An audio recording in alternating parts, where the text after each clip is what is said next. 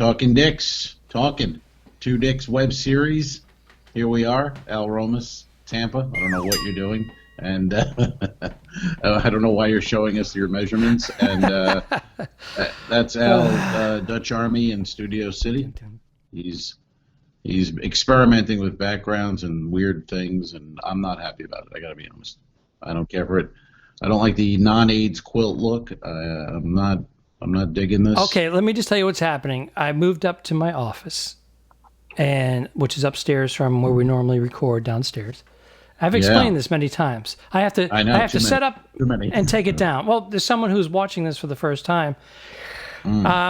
They just bailed. They're gone. Hey, no, we won't. They left. They went, go to our Patreon page.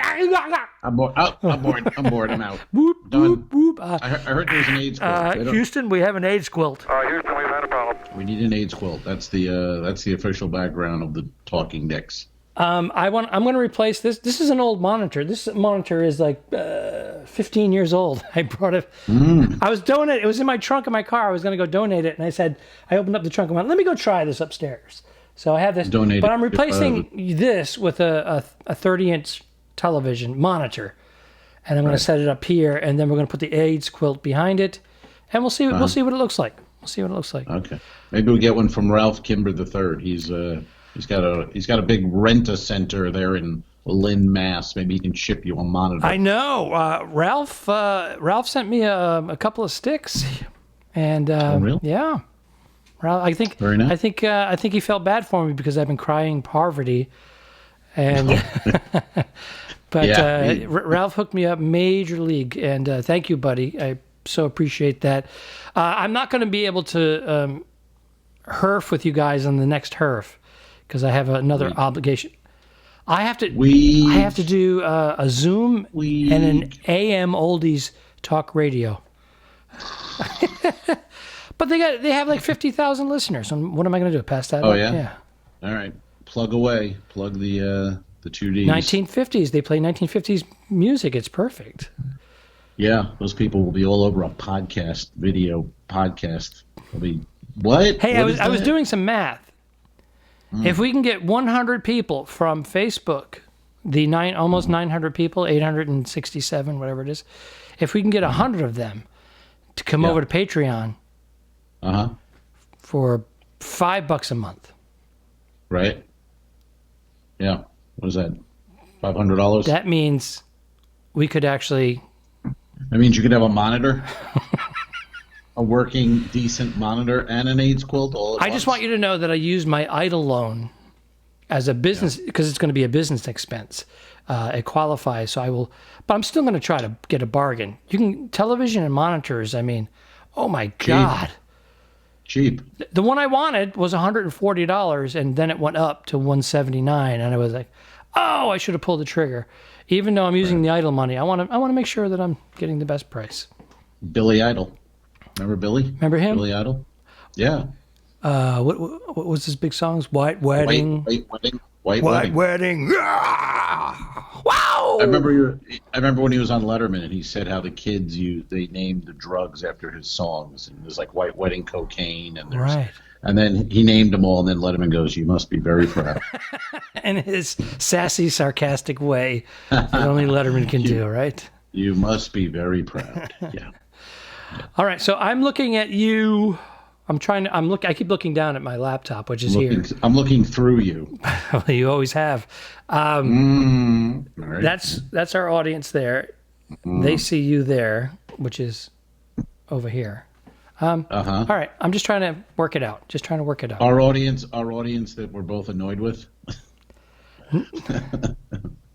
Yes. We're annoyed with our audience. We are annoyed with our audience, not you, the other ones. Yeah. The non-contributing, not even the non-Patreon audience. I'm just annoyed with the I watch the video podcast. Hey, I've been watching and listening to your podcast, and then I go on and I go, you didn't hit like. They go, oh yeah. I just put it on. I don't think. I hit like on The dumbest things. If I see a friend post I hit like. Yeah. Even if I don't watch it, I hit like. I write one of my stupid jokes, usually bashing my wife. Yeah. You know, tons of I don't likes. read them. I hit like on those. I never read Yeah, I them. know. I just hit like. You're very like. supportive partner. I got your back. I do. I hit like. I got your like. back. You go in first. You don't need me to read it. You just need a like. You don't care if I actually read it. I give you a like. I do read, and I try to comment as much as I can. It's time consuming when I like somebody else's. To let them know that I read the whole damn thing. Now then there's people that put the the war and peace comment, and you're like, and you got to scroll, and you go right to the end. Yeah. I've snoozed a lot of people. You snooze people for 30 days. I've gotten rid of everybody. Everybody with politics, I'm like, I don't care anymore. My algorithms. I'll see you in 30 days. See, now my ambiguous political. They're not even political. I make comments about celebrities and politicians, but it's ambiguous. It's right down the middle. It's just stuff that you can laugh at, and I look at stuff from both sides of the political aisle, and if something's funny without being totally bashing of somebody, I hit laugh. It makes me. It doesn't matter which candidate. I laughed at both. I just laugh. Right. Sure. It's funny shit. Yeah. But a lot of things. We do that. People do not do that for us, but we do that for people. A lot of things happening in our capital, in D.C. and Bethesda, Maryland. Yeah, man. Wow. The Red Rose Garden massacre. They're all got it. Well, they all got the Rona. I guess when you're getting tested 3 times a week, 4 times a week, you let your guard down. Do you think you're you let your guard down, and you just I don't know what to say, because you would think that group is the most protective people. I know when they go on camera because it's political, so there's like an anti-mask thing going on. So, but anti-maskers. Yeah, but I would think that a lot of them actually, in private, take all the precautions because they don't want to mess around and get this thing. But I guess not. But I guess there's different ways of looking at it. There's it's not going to get us. It's such a small percentage. It really doesn't exist. Or they're all old. That's what I'm saying. Everybody's 50 and above. And they're not. If you look at them, they're not in the best shape. No, some of them are the most vulnerable. I mean, the highest percentage of it messing them up, if not taking them out, and it's scary, man. It's frightening. I don't wish that upon anybody. I don't care. This whole political thing. I mean, it is what it is. It's hard to separate in this, but we'll talk off air. All right. On a lighter note, I'm going to plug my 14 Cannons brewery date, October 22nd. And I also have a cruise on that very same date. So whichever one cancels first. Oh, you mean an actual cruise? I have a double. I have a double booking. Oh well, I think the cruise you can safely assume October. Not going to happen. Yeah, but I haven't officially received the cancellation for it. Usually, I'm officially giving it to you. Right I know now. you are. It's not happening. Yeah. All right. Take your little pencil and erase it. That's not happening in October. Yeah. Remember that? Or an eraser pencil, and you blow off the rubber and the lead. Ooh, yeah. The rubber and the lead. That's the name of my book. The rubber and the lead. Rubber meets the lead? Rubber meets the lead. Meaning condom and penis, a hard penis. No? Oh! Blue? No, you meant rubber meets the road, but rubber... I was going... Yeah, you were going with the writing joke, and I went blue. Is that a blue alert? Give it a blue alert. There you go. Woo! Oh, you know what we don't have today? We don't have any questions. There are no... Well, because it's a short turnaround. That saves me 2 edits. Friday to Monday, we didn't get... I don't think I even posted the questionnaire, but we didn't get any questions for the weekend. Did you drop your balls? I did. All right. Well, it happens. It happens. Or that 20 years ago. 20 years ago. It can't be a hard man to follow. He leaves 2 ball tracks wherever he walks. I don't know what that is. Stay off the beach. That was a a hybrid line from The Outlaw Josie Wales with Clint Eastwood. When the Union soldiers are trying to track him down. Right. And they're called the Red Boots, I think, because they wear red boots. It's a special squad. There's like 12 of them, and they're like a vigilante almost, but they're in uniform. Right. It's weird. And Josie Wales gets into a shootout in some small town because they try to take him in because there's a reward out for him. So he takes them all out. I think that's the same scene where he goes, "Are you boys going to pull your pistols or whistle Dixie?" Right. Isn't that the guy from the Jeffersons? Isn't he leading that group? Remember the neighbor? The English guy who was George Jefferson's with the red neighbor? beard, right? Yeah, yes. That's him. Oh, wow. He did a lot of work in the 70s and 80s, right? Yeah, I don't remember his name. Can't pull his name. I'm sure Brian Freites knows it. But I'm going to beat Brian to the punch. It's right there. It's right underneath you. You should have left it alone. Then we could have audience participation. Well, I can now. I have another edit. I'll take it out. Take it out. Take it out. Take it out. But yeah, he was a good actor. He was I forget his name now, but remember in the opening credits, he's walking on George Jefferson's back. Yes. George wanted him to come over and walk on his back. Yes. Yeah, I think that was a thing in the 70s. Yeah. You'd walk on someone's back to help them out. You would help separate their muscles from their spine, right? I had a couple of masseuses do it. A couple of chicks. She weighed about 110, but she grabbed some of these wooden bars up on the ceiling and lifted herself, and then walked on my back, so that I was only getting like 50 pounds pressure. Where was this? Where would this go on? Some hotel. On the road. Yeah. You know what? It was in Portland, Maine, at the Portland Hotel.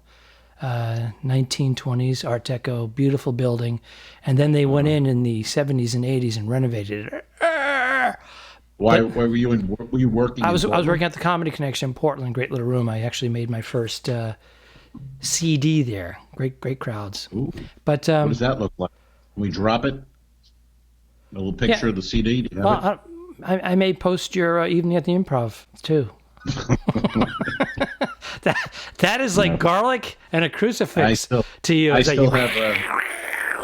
I still have power. I'll delete the whole episode. Well, it'll be gone. There'll be no Monday. I feel the same about my evening at the Improv. I told you my story. I think most comics would, think about that way about your evening at the Improv. I mean, all there. Yeah, I know what you meant. They were terrible. Everyone's was terrible. There was a couple of good ones. It was a factory. It was just get in, do your thing. It wasn't. And then they paid you whatever it was. I think it was AFTRA, so I received like $1,350, and then Bud Friedman put them all together and released them all and made like $3 million. And I think one or two comedians sued him. It was a lawsuit. Yeah, it was the late Robert Schimmel sued him and won, and ended up getting, I don't know, tens of thousands of dollars. But everybody else was afraid because Bud owned a franchise of the Improvs. Right. And the only ones I worked were Hollywood, West Hollywood actually, and Santa Monica. I never worked the other Improvs on the road. So. Well, that's been always the problem with comics. They get taken advantage of because they're afraid to do anything because then you might not work anymore. So, and they knew that. But it's like even years ago. Remember those the blue collar guys like that. They had those cassettes available at truck stops. They did some show. Some guy put them all out there on cassette. Truckers bought them. Made a killing. Million. Made a killing. And Foxworthy and those guys never got it done. Right. And then when they got famous, they sued the company and they ended up winning. But because at that point they didn't care. Put the company out of business. Yeah. Yeah. Yeah. But, they didn't need the money. They sued them when they didn't need the money. Didn't have to worry about it. But they had enough money to sue them, so that they actually did us a favor. Thank you, guys. Because they could have just said, screw it. Well, that was the same with Schimmel at that point. He didn't care. I don't care about the Improv. Yeah, his calendar was full, and he had a lot of confidence, and he was funny. So. Did you ever work with him? I did. I opened up for him a couple of times at the Boston Comedy Connection. Yeah, great guy. I did Long Island Governors. with him, and we went out and got pizza in between shows, and then I kept looking at my watch because I was an MC and I was nervous, and he's like, "We got plenty of time." I'm like, "We should get back. We really should get back. You have plenty of time. Yeah. You don't go on for another hour the and a half. headliners would always do I that go to you, on in- right? I go on in 20 minutes, man. And he's like, "Yeah, you got time." I'm like, "I don't have time. We got to go." The veteran headliners, which I guess we are now, but they would do that to you, and we'd be so nervous as MCs and middle acts would be like, but they would be like cool and calm, relax, kid, just relax, chill out. Of course, that's the way I am now. I walk in. I have an 8 o'clock show. I walk in at 7:58, and the MC's been there looking at his notes since 6 o'clock. When we work together on the big ships, I notice you do that. You'll walk in. Sometimes we swap. I hate following him, but when we swap, I understand how relaxed it is. And then when you walk in 2 minutes before, always. And when I worked with, I used to work with Pat Godwin quite a bit on the ships, and he's another one. He's a veteran, but he would get there an hour beforehand and just pace. He was in his head. I worked with him on a celebrity ship. He was working the Celebrity Central room, and I was working in the theater. And I remember that. But he has to have his timing down with his music on top of the comedy, and he has to tune his guitar. So I got John Joseph the same way. He goes backstage like an hour before a show, and he's like dun, dun, dun, dun, dun, dun, dun, walking around, getting breathing, doing all the warm up. You and I, I've had my phone ringing in my cabin. Ring, and I shut the door and I run. I'm like, wait a minute. The stage is on the other side of the ship. It's on the other side of the ship. That was a lot of act out right now. Let's cut off. Oh, I got to do more edits. But I've had dinner at 10 to 9. I've had people go, "Do you have a show tonight?" I go, "Yeah." They go, "What time?" 9 o'clock. They're like, "Shouldn't you be there?" I still don't like eating before too close to showtime just because it makes me feel lethargic and heavy. I don't have an issue with it. I can eat. Don't leave it alone. I can eat a sandwich on stage. Go ahead, do it. I can. I just don't like the feeling of being heavy. Yeah, I understand. But I will, have some kind of a meal. I don't like being hungry on stage. No, that's a weird. Too. No, because I just want to get to the end and go eat. And you ever get on stage in a theater? You have to do maybe 45, 50, maybe an hour, and in 10 minutes in, you're like, "I'm hungry. I'm like really hungry right now. I'm really hungry right now." And then you're like, "Oh shit, the buffet's closed. The restaurant's closed. What's open? Oh, that stupid, shitty snack place, dried pizza." Meanwhile, you're doing your act, and all that's in the back of your head, thinking of what you're going to eat, and meanwhile, you're still doing your act. We're just on autopilot. The act's coming out there, blah, blah, blah, and I'm like, okay, can I order room service? Yes, okay, I can do room service, but what night is it? Room service, yes. This would be the point with the envelope. There's no envelope. There's no envelope. We need questions. Ask questions. A lot going on in the world with everything. We got the pandemic. We got our leadership. The White House is being taken over by COVID at this point, and it's kind of frightening. And we have the election in less than a month. So I'm not frightened. I'm just That's saying. That's the name of his next CD or DVD. I'm not frightened. I'm not frightened. Is that it? Are we out? You tell me, sir. You're in charge. I'm in charge? You're in charge of this. You're in charge of this monkey business. All right.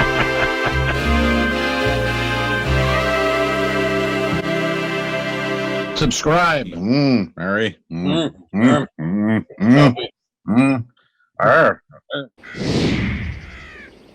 If you shoot me, you won't see a cent of that money.